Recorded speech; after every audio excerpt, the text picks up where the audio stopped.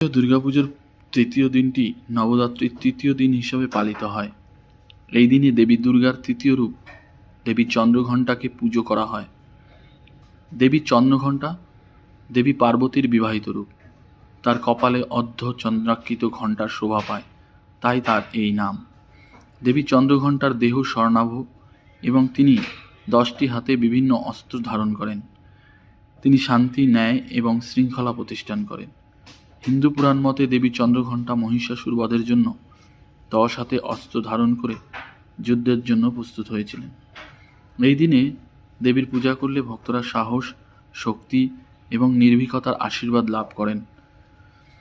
শারদীয় দুর্গা উৎসবের তৃতীয় দিনের মূল তাৎপর্য হল দেবী তার মহিষাসুর বধের তৃতীয় ধাপে পদার্পণ করেন এবং তার এই রূপটি অশুভ শক্তির বিনাশ এবং শুভ শক্তির বিজয়ের প্রতীক হিসাবে বিবেচিত হয়।